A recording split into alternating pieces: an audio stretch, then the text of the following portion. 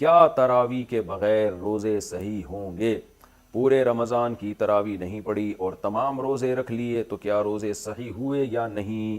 سلیم نسیم،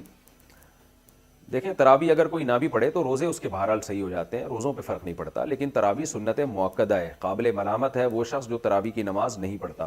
تو اس لیے تراویح بھی پڑھنی چاہیے۔ کبھی بہت تھکاوٹ ہو نہیں پڑھی جا رہی تو ٹھیک ہے، کم کر دیں، مختصر کر دیں۔ ویسے سنت مؤکدہ 20 رکعتیں ہیں، اس پہ چاروں اماموں کا اتفاق ہے۔ حضرت عمر رضی اللہ تعالی عنہ سے 20 رکعتیں ثابت ہیں، اور شروع میں اسلاف میں ہمیں 16 رکعتیں بھی ملتی ہیں، 20 سے زیادہ بھی ملتی ہیں، لیکن بعد میں جب تحقیق ہوتی چلی گئی تو چاروں امام اس پر متفق ہو گئے کہ کم سے کم تراویح کی رکعتیں 20 ہیں۔ امام احمد بن حنبل کا بھی یہی فتویٰ ہے جو امام بخاری کے استاذ ہیں،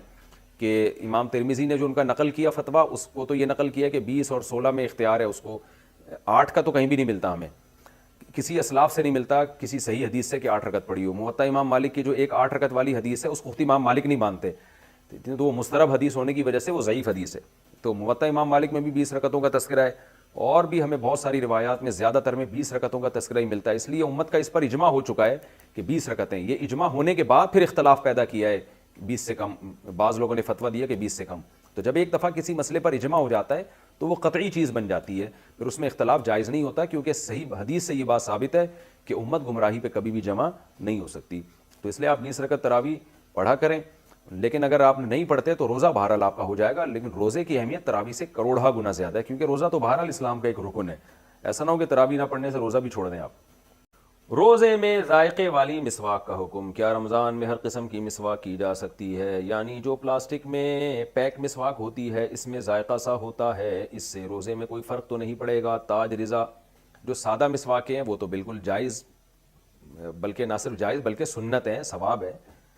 تو ضرور کرنی چاہیے۔ لیکن یہ جو آج کل پلاسٹک میں پیک مسواکیں آ رہی ہیں اس میں لیمن کا پانی بھی ہوتا ہے، شاید کوئی کیمیکل بھی ہوتا ہوگا، واللہ عالم، تو پھر چونکہ اس کو لیمن میں باقاعدہ ڈبویا ہوا ہوتا ہے، اس پانی اس میں پیا ہوا ہوتا ہے، تو پھر اس میں روزے میں بہتر یہی ہے کہ وہ نہ کی جائے، کیونکہ کوئی بھی ذائقے والی چیز جو بھی مسواک کے علاوہ اگر اس میں کوئی ذائقہ شامل ہوگا